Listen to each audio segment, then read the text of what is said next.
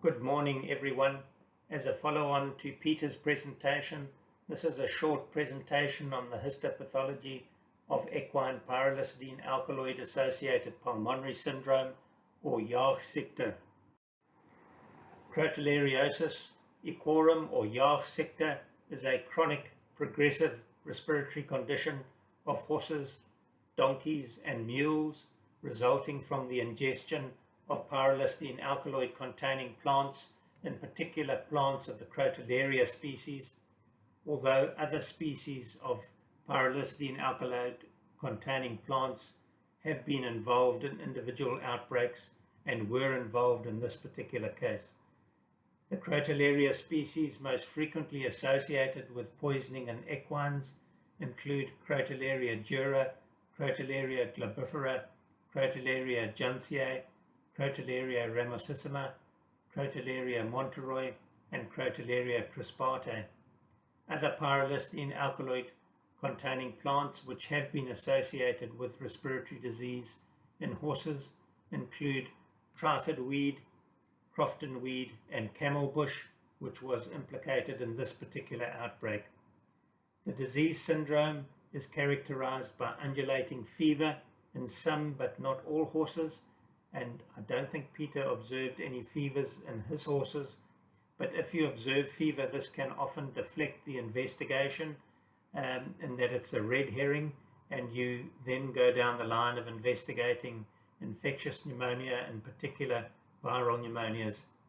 In addition, these animals usually show rapid respiration or tachypnea, labored breathing or dyspnea, subcutaneous and pulmonary emphysema, interstitial proliferative pneumonia, and sometimes concurrent hepatic disease, although the hepatic disease is usually mild or absent.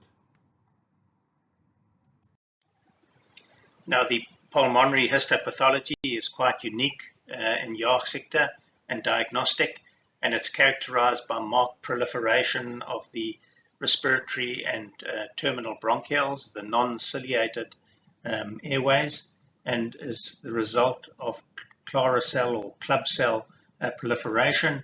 And so you get this marked proliferation of the small terminal and respiratory bronchioles, which can even resemble bronchogenic carcinoma in many instances. You get increased mitotic activity within the chlorocells, and it's a very, very proliferative lesion.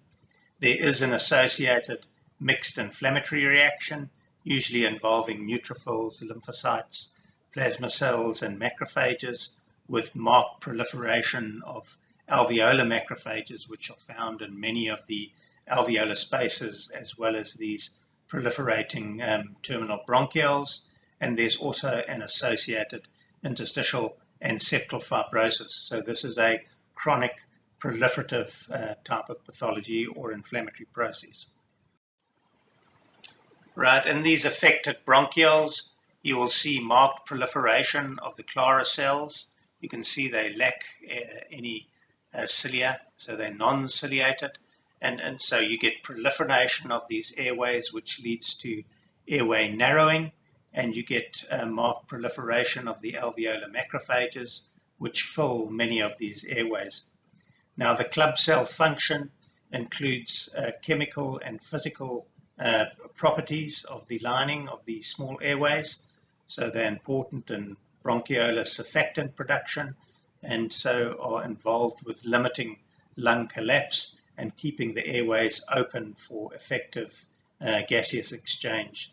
The club cells also contain high levels of P450 cytochromes, which are mixed function oxidases and indicate that the club cells have important detoxifying functions in the lung.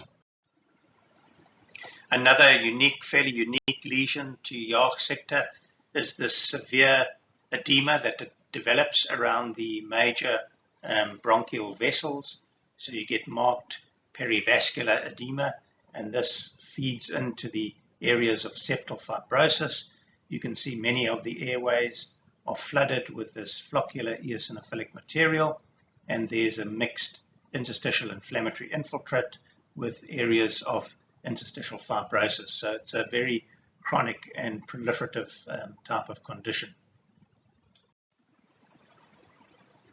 Fairly unique again to Jaarsziekte is that the lung lesions are usually quite severe, whereas the liver pathology is usually fairly mild. So the respiratory form of pyrrolistine alkaloid poisoning, that's the respiratory pathology, dominates. In the hepatic variant of pyrrolistine alkaloid poisoning, in other words,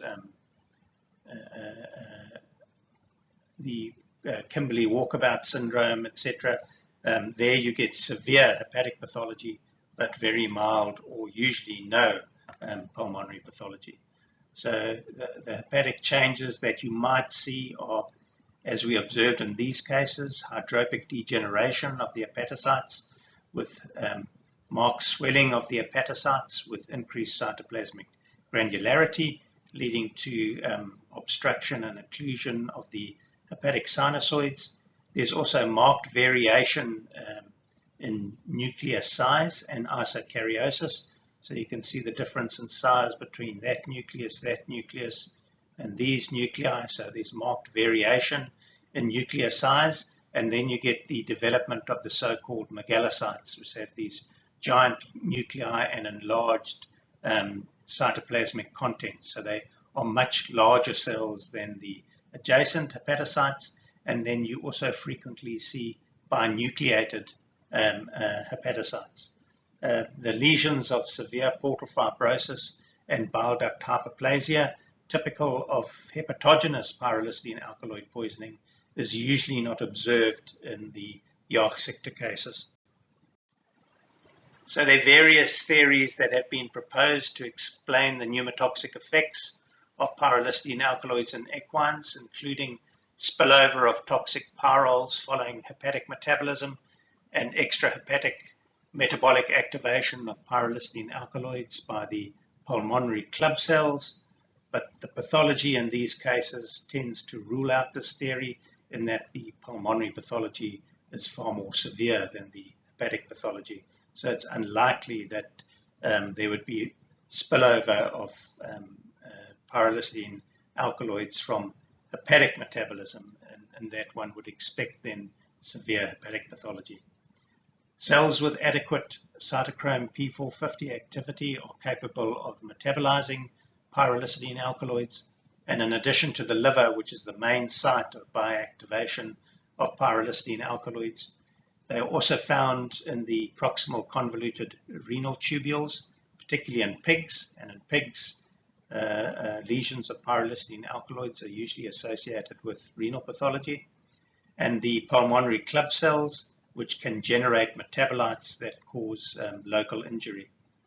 As we've mentioned on many previous occasions, Jaarsziekte, the pulmonary pathology is severe, yet the hepatic pathology is mild, as was noted in this outbreak, suggesting that in the horse, biotransformation of pyrrolistine alkaloids actually occurs in the lung rather than the liver.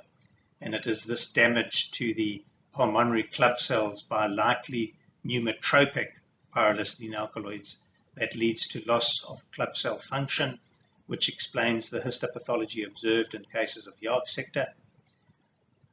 Although primary ingestion of camel bush was implicated in this outbreak, it's also important to remember that most of the pyrrolistine alkaloid containing plants remain toxic in the dried form, and therefore hay and silage contaminated by these plants are also an important source of toxicity for equine. Well, that brings us to the end of this short presentation. I thank you for your time and attention.